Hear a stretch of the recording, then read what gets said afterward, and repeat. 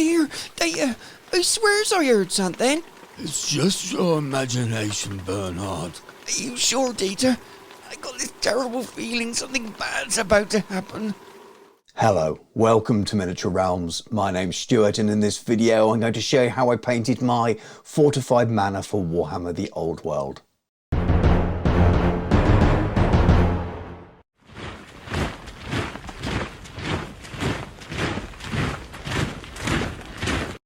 Miniature Realms is proudly sponsored by Baron of Dice, premium wargaming dice. Over 500 styles, over 4,000 customer reviews. Welcome to the best dice on the planet. Much like many of you, I'm sure I was really excited to see the return of so many cool old sets of terrain for Warhammer the Old World, and the Fortified Manor was at the core of that release. And as I'm recording this now, we're just about to reach launch day. Pre-orders have already been up for nearly 2 weeks now, and I thought it'd be a really fun time to sort of produce this video and bring it out just in time for those of you receiving these on your doorsteps. Now, a few months ago, I was really lucky that my next door neighbour and also YouTuber from the KV Forge gave me a lovely box of some miniatures, including this terrain. And as you see me opening it here, I've got some really cool things. Now, this is a Forge World Forge. We'll come back to that in another video in the future. But what you see remaining in this box is essentially 2 Fortified Manor kits, or the best part of 2 Fortified Manor kits. And I've been sitting on it for a few months with it on my to-do list for a while. And now these miniatures are coming back. I thought it'd be the perfect time to get them painted and do a bit of a video for them. And there it is, all laid out. And the Fortified Manor kit is essentially a watchtower, a chapel, and a set of walls and fences, as well as, and including a couple of little extra sort of huts and things that you can use on the top of your buildings, or a little outhouse and a few other little trinkets and things as well. And I've definitely got the best part of it here, or at least more than I need anyway. And the eagle-eyed of you will spot on the table there some terrain already painted. I painted a chapel and some walls and fences for creating a big Mordheim table, and I'll pop a link into that video. But more recently, I've painted a set of arcane rows as well, also given to me very kindly as part of this bundle from Jeff at the KV Forge. But what I'm doing here really is just sort of going through the bits, finally working out which bits I want to go with what, and what I'm actually going to build. Having already owned a chapel, do I want to keep them separate? Do I need 3 chapels? So I was just kind of planning out the best way to combine these kits and what to do with them. So with them all laid out in the right piles with the right bits with the right building, I decided to start cleaning them up and start building them. So my decision was to build one big fortified manor, so I actually have it all glued together. When I owned this first time round over a decade ago, I had one set and I kept them separate so I could build them as one, or I could have them as individual buildings. Because I'm so lucky here to have so many, I'm going to glue the main manor together as one big beast of a building. And then what I'm also going to do is have a separate chapel, a second one compared to the one I've already got, and build it slightly differently, build it with the statues on the side, so it's a different sort of style building. And then also have an individual tower on its own as well. It enables me to paint them different colours so they look different on the table and have different uses for them, really. Now, I'll save you all the building process, which I'm sure you're glad of, but I've built it all and primed it all. The only bit that's removable from the main manor itself is those walls. I think them being attached not only will make it really hard to paint, but also really unusable in many game situations. So having them removable is definitely smart. But other than that, I've stuck it all together. It's one big hunk of a beast, but it will definitely help. And then, of course, I've got the separate individual things, the tower and the chapel, and then all the walls and fences on their own as well.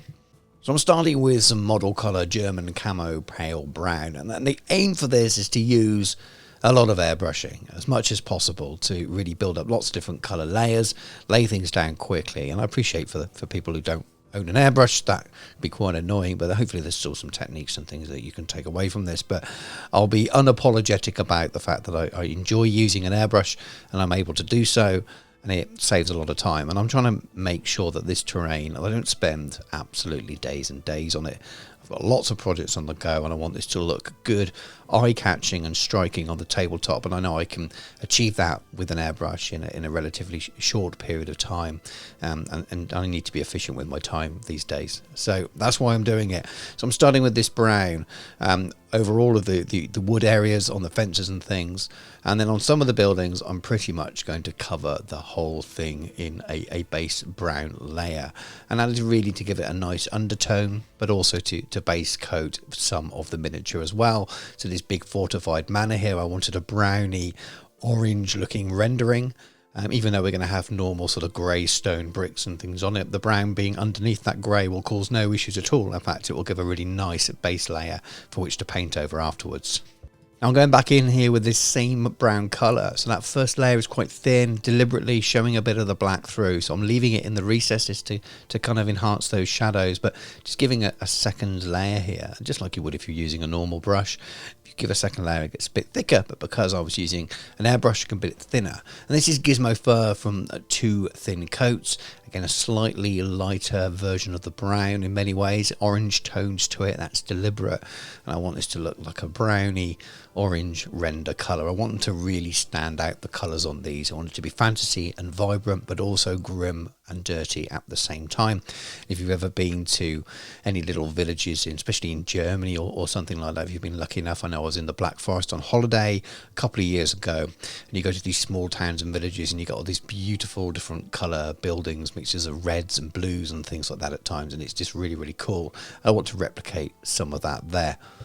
And now using Tan Earth from the model colour range, I'm just going in and giving it a little bit more of a highlight now. Instead of on the orange, I'm going back to the brown areas that are wooden here, just to lighten it a little bit, leaving it in the centre a little bit more, and just being relatively quick, making it quite patchy on the wooden areas at the tops of the tower, so you still got some of the darker orangey browns built in, and not worrying too much, because we're going to be dry brushing, we're going to be adding layers of washes and even some oil paints later on. When it comes to the wooden fences, I'm making it a lot lighter at the top, really kind of over-emphasising it now at this point with the airbrush, knowing that it will be knocked right back with those washes and oil paints later on. Back to 2 thin coats and Death Reaper this time. This is a really dark grey, almost black in many ways, and I'm using the airbrush without masking here, so I've got a fairly low PSI here, around 18 or so not super low, but low enough I've got good control. And I'm just going back in and painting over where the stone is going to be on this in this colour. Now I know there's going to be overspray, so I'm trying to be a little bit clever how I do it. So when I go around the edges of the stone, there's a couple of mils worth of overspray onto the render, but that's fine, because I really want to accentuate the shadows around there, and this will help me do that, and we'll do that further later. You just trust me on it, it'll show itself off to work a little bit later in the video. But just working my way around here, covering all those stone areas with a base layer, and I could have painted these in with a standard brush and made sure I didn't overspray at all, but again, this is about speed, and I wanted to demonstrate how with an airbrush you can really do these things quite quickly but end up with a really nice effect, and that a little bit of overspray doesn't actually matter if you're careful about where it's going to go. If you angle the brush in the right way so the overspray shoots out of the way mostly, you can go a long way with just using the airbrush and save yourself loads of time. And you can see here I've moved on to the stone walls and things as well. I'm using the same base grey for that, and then on the main tower itself the same thing again, just a nice thin layer all over to start with, making sure some of that black's coming through. I do want the shadow built into this, not like I'm just going in with a rattle can and giving it one fixed smooth coat. This is one of the other benefits of the airbrush. You can build up by these layers and add some gradient to it, a little bit of transition, and it just looks so cool. Same with the chapel here as well, a bit of an all over coat, and this is going to be a different colour render to the main fortified manor, and that's why I'm happy to go over with the grey at this stage. So this is Dungeon Stone Grey, also from the 2 thin coats range, and I'm carrying on with these sort of grey areas, the stone areas. Being a little bit more careful here, this is a lighter colour, so too much overspray here would start to spoil the effect. But the good thing is, we're trying not to get it too close to the edges. We're actually just trying to highlight a little bit. So I'm a little bit top down, allowing the colour to stay in those recesses, so it's providing those shadows for you. Being a little bit careful, again, just really taking my time here. And with a little bit of control and a bit of practice, again, you can see how far you can go, and there will be mistakes made, but it's amazing how much of those can be covered up with the washes and the oil paints later on. When it comes to the tower, the same thing again, but I'm being a little bit lighter in the center areas where the render would be. So even though I'm putting a little bit of this lighter grey to lighten it a touch, I'm doing a couple of layers over the stone areas, over the steps as well, just to really make them stand out a little bit more. You can see here the difference between the unhighlighted one and the next stage up.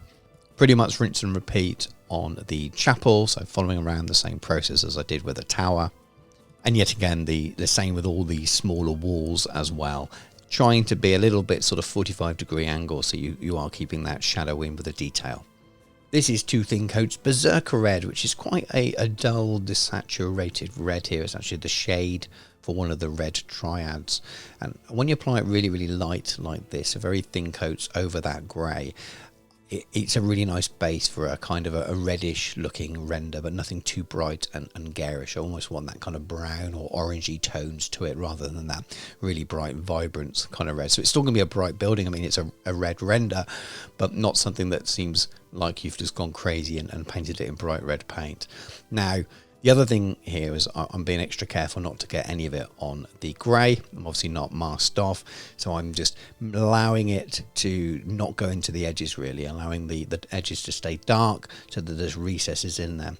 Now I've added a little bit of orange in here as well now, and I didn't record the paint and I can't remember which one I used, but it doesn't really matter. It's about the process here. You could mix in a little bit of flesh to that red, it will give you a similar kind of thing. I'm just using it right in the center to really sort of pick out the highlights where the render would be slightly faded by the sunlight, and you can see the effect. This is Sentient Turquoise from Two Thin Coats. An unusual name, I don't know if it's got feelings, but it's really good for doing those kind of dull blue turquoise-ish looking roofs you sometimes see in sort of fantasy buildings with a little bit of verdigris feeling built into it as well. Again, thinned quite heavily here with water, almost 50-50, and giving it very, very thin coats, allowing it to be patchy on purpose, making sure that the tiles don't look too uniform. And it's just a really, really nice colour to offset against that kind of brown ochreish render that we've got on the main building. This is Wyvern Green, also from Two Thin Coats, and it's the colour I've chosen to go on the roof of the chapel. Again, really, really thinned down here, almost watery, just building up very, very thin layers as a bit of a filter, and then slowly building back on top of those where I want to increase the kind of the vibrancy of the colour. I'm going down in streaks here. I actually want those streaks to show up a little bit, add some variation. We'll enhance that with oil washes and normal washes later on, but this really, really helps. And as I build those colours up, I've turned the building away from me here so that overspray isn't landing on the building, it's shooting over past the angle of the roof. And this is just another technique that you can use without having to mask. So you can add another layer, really increase the strength of that colour without worrying about getting it on the red below.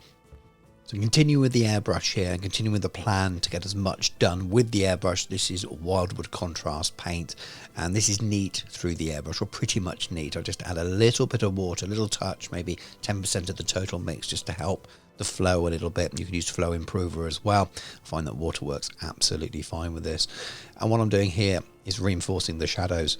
So that gap between the stone layer and the render layer, I've just done a thin line of the airbrush along there. But I'm also adding a little bit of dirt along the bottom as well, deep into the recesses at the side there, just adding the shade in there. It's thin enough that it will still show some of the other paints through, so it doesn't look like a harsh line, but it really just defines those different areas and really kind of builds them up. It also dries really super matte when you do it like this as well, so you get that nice kind of dusty effect into the recesses, which is a really nice effect to have on a building. You can also have fun and do cool things like this, or I'm running along the top here for a little shadow, but then I'm just doing some little streaks down with the airbrush as well, again building up that idea that it's a worn and weathered roof and adding some variation to the colour. You can also use it inside the top of the tower as demonstrated here, exactly the same thing, reinforcing that shadow. It almost tidies up that line between the grey and the wood, which really kind of not only tidies it up but hides any overspill or overspray of the grey onto the brown or vice versa, and it just makes it look more uniform and tied in. Much as before, I'm just carrying on this technique as I did on the main Fortified Manor, so along the little edges here where it would be darker, and really just accentuates the lighter areas by adding that shade in there as well, and just tidies everything up, makes it look grimy all at the same time. And you can perhaps see it even more here on this blue roof, this turquoisey roof that just looks a little bit lighter. It's a little bit easier to see with the eye. Same techniques again, some stripes down where the weathering would be, reinforcing all of those shadows. It's just loads and loads of fun to do. And of course it's much the same on the other walls and things as well. And you'll see here that I'm actually spraying the brown over what will be the metal hinges here. And that will save some time later on when we come on to it. And all of this so far is just with a rattle can black and then airbrushing over the top. And if that isn't an advert for getting an airbrush, if you're able to do so and you've been thinking about doing it, then I don't know what it is. It's such a time saver and you can get such cool effects for it. But we're going to make them look even better. Now, time for some Carcharodon Grey from Two Thin Coats, but any really light grey, almost white in tone will do the job here. And it's time to get a brush with some bristles on for the first time while doing these buildings. And I'm doing a dry brush here, and I'm going over all of the stone areas and all of the tiles. Now I'm using a dry brush and a dry brush pad from Knott's Hobbies. There's a link in the video description for 10% off, and it's through an affiliate link as well. I don't get any money back from that affiliate link, but it is a way of showing them that you've come from me. So they're great, do some nice things, and there's another tool later on that's from them. But we're just building up this layers of dry brushing now. Very, very, very light. Really just want to catch the edges. We don't want any streaks or chalkiness on there. The same method and the same colour is also perfect over the wooden areas, just picking out a little bit of that wood grain and accentuating it, so when we add the glazes and the oil washes afterwards, it will just really, really stand out. And yes, you've guessed it, exactly the same technique on the chapel and on the tower and on all of the walls and fences as well. Now this is the other tool I mentioned from Knott's Hobbies. It's a sponge chipping applicator, and they come with these nice, really dense white foam, which is very different to what I would have used before this. And you can see in the background there, I've also got some standard foam you get in a blister, but I'm cutting these down so they've got smaller edges, and we'll come to that in a moment. This is Dwarven Iron from Two Thin Coats, and I've gone for this because I think it's the darkest metallic that I've got in my range at the moment. A little bit darker, just a touch darker than the Scale 75 Black Metal, which is probably my go-to for this kind of thing. And what I'm doing here is stippling this on or sponging this on, and because this is so dense, this sponge, it's not giving you that chipping effect that you get from a different kind of sponge. We're not chipping here, we're building up layers of colour, so this is almost gives you an effect like a really good quality dry brush does.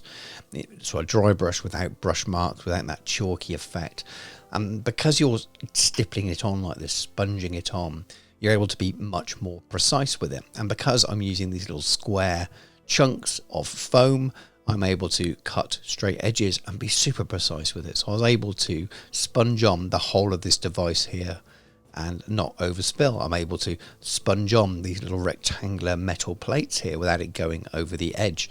And because so much of this metal we went over with the wildwood airbrushing, through the airbrush, the wildwood contrast paint to give it a bit of a brown base tone, I'm not having to cover the whole area. I'm just sponging this on. It's covering 75-80% of it, leaving a little bit of dark in the shadow, and it's a lovely effect. And it's so much quicker than dry brushing, which you couldn't do here without creating a mess, or going in and painting the whole thing in by hand and then going back and adding washes later. So you're already getting a bit of an extra effect. Again, going back to that goal of doing this quickly but also achieving a really cool effect. And here again, just sponging it on to those areas, those hinges are on that door, and because I'm using such a small bit of sponge that I cut to shape, I can really be deliberate with it, and it just works really well. This is Game Air Silver, and it's the brightest silver I use. I'm using a lot of tutorials. I'm just going to use it for a little bit of a touch of a highlight here and there over that Dwarven Iron, just to give it a little bit of a lift here and there, just to really make it pop. Very limited amount of use, but just picking out certain areas where the light would catch. This is Necro Gold from Scale 75, and there are a couple of areas that I'd want to be gold on there, especially on the chapel. A little bit more money spent on it, so you've got these flaming comets here, making sure they're gold, but using the same method, using that sponging method. I was able to have enough control here just to pick out certain areas on the clock as well, so the fronts of the hands and on the actual hieroglyphs for the numbers as well. Then much like I did with the Game Air Silver, I'm using Elven Gold here for a little bit of sponging again, but for highlights. Now this is Skeleton Horde and Mantis Warriors green contrast paint from Citadel, and this is part of 3 stages really of just knocking this back a little bit where it's a little bit too bright and adding a little bit more colour variation here. So I'm taking these straight from the pot, but then I do have some clean water next to me as well, so I can blend this out a little bit. What I'm doing is adding it to the wooden areas mostly. I'm allowing it into the darker areas first, but then with water just kind of feathering it and blending it out so to give it a little bit more variation between the wood tones. The green is also perfect for adding to the stonework, just in patches, blending it out and feathering it out, and it dries a lot duller than it does look in the pot, which is quite bright, which is a really, really nice effect. And again, this looks like variation in stone, lichen moss, works on the roofs and things as well. Carrying on those same techniques of the streaking patterns and things, just to really kind of build up those layers of texture.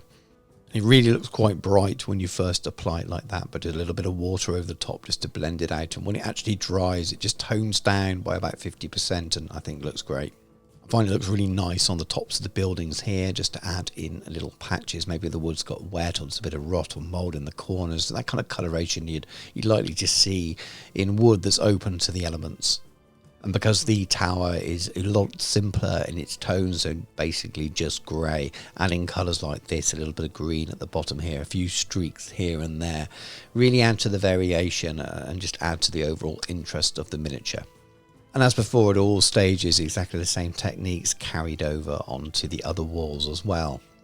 As we move on to the wooden fences, and some of them have got tree stumps or parts of trees in them as well, I've added some wildwood to my little 3 colours of contrast paints, and I'm watering down and glazing over here.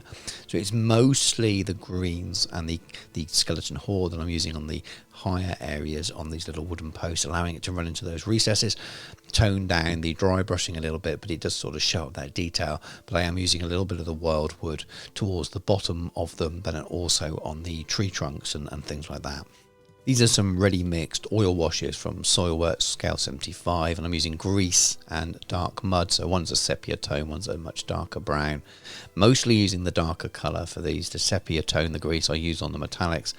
Same thing I've just been doing really with those wash paints, so painting into the recesses, allowing it to run down. Now the beauty of these oil paints is they will dry super matte. You can move them around and wipe them off if you want to. Now you can use Artist White Spirit for that. I don't actually end up doing that at all on this miniature. I'm happy with where they're placed. They evaporate slightly and they just blend in, and you get this really nice sort of weathered looking effect. So this is just kind of reinforcing what I'm already doing with a little bit more vibrance to it, a little bit darker, a little bit starker, just to really kind of pick it out and give it a real colour boost. It seems to work particularly well on the metallic areas. So here I'm just putting it pretty much all over this metal clock here, even though it's gold and a silver colour.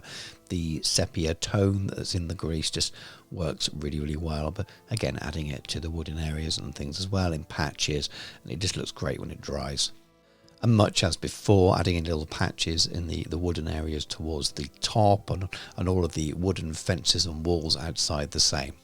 And then the fences, I just want to make sure they blend in with the rest of my scenery. So I'm just adding a little bit of PVA glue and then gluing on some flock from this wonderful big tub I was given a few years ago by my friend Carl Woodrow, who's absolutely fantastic hobbyist. And hopefully this pot will last me forever, because I really love this colour mix and it seems to be lasting a while.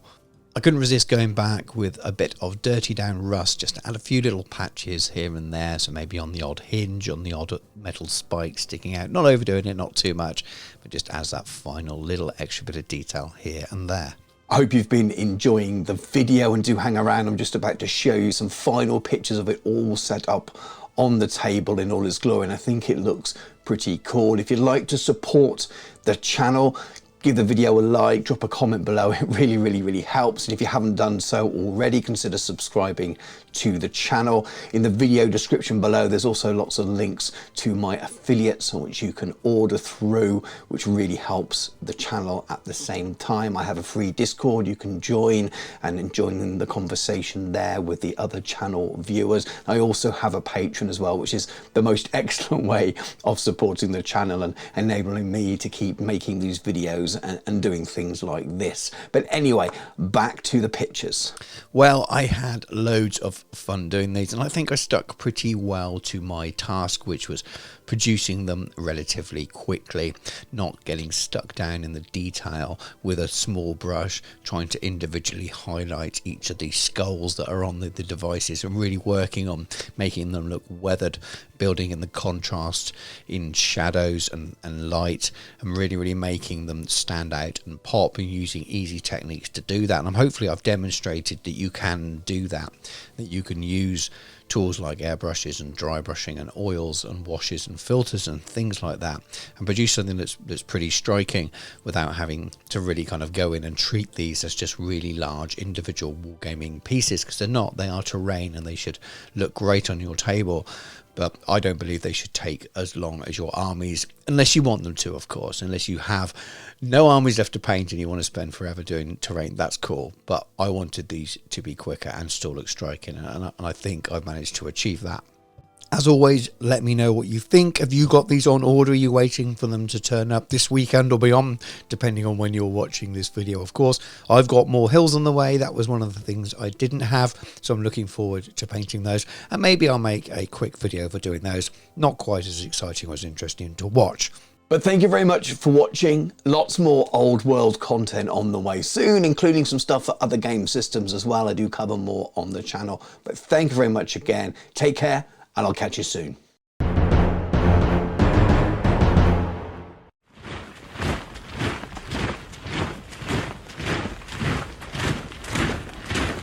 Dear, I'm in his pocket. He's not wearing trousers.